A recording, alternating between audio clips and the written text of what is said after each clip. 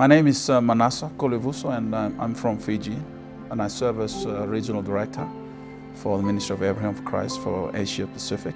Fiji is a country of about 900,000 people and 300 islands, but only about 100 islands inhabited. And when we started the ministry in Fiji in 1984, it took us about 5 years to actually saturate the whole nation with the gospel, going home to home, island to island. And since then, we have been sending missionaries away from Fiji too, to help out in EAT outreaches in the islands of the South Pacific. One of the missionaries we sent to Papua New Guinea was Andrew, and he led a team of local Papua New Guineans to one of these remote districts in Papua New Guinea, in the Gulf province. And they were praying to reach one of the last villages in one of the districts. And for them to get to this village, they had to cross this big river that was infested with crocodiles. And when they came to the bank of the river, they knew that the only way to get to the other side of the river was to swim across, because there were no rafts available, no boats.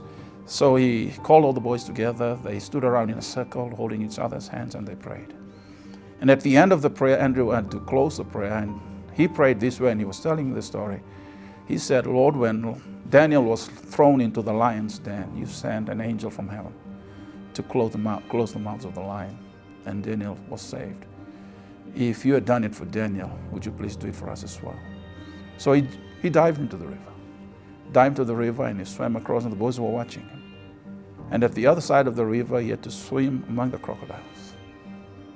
And the crocodiles did nothing. Got over the bank of the river, and he stood at the other side of the river and waved to the boys. They swam, they followed him. And they came to the village, and they asked for the chief's place, and they were shown the hut that belonged to the chief, and the chief saw that they were all wet. And he asked them, "Why are you wet?" And they said, "We swam across the river." And he said, "Did you see the crocodiles in the river?" And they said, "Yes, we did." "But you still swam across the river?" "Yes, we did. That's why we are wet." And the chief said, "No one has ever swum across this river alive. And how come you're able to do it?" And he said, "Well, our God protected us." And the chief said, "Well, we worship the crocodile. It's our God." And Andrew said, "Well, our God created your God." And the chief said, "Then tell me about that God." And Andrew said, "Yes, I can, but on one condition, that you will call all your village people." And the chief said, "There's no problem." So he called the whole village, and they began to tell the story of the God that created the crocodile. And the whole village came to Christ. Just through that simple faith, believing in God, that nothing's impossible, that people have to be reached wherever they are at all costs.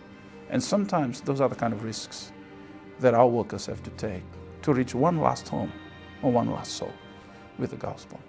In this big, vast expanse of the Pacific Ocean, which is the biggest ocean in the world, and more than 25,000 islands, we are a liquid continent.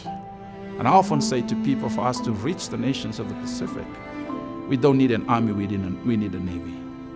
I see that the only viable way that we can actually reach every person or every home in the Pacific, going home by home, island by island, is if we have boats that are seaworthy.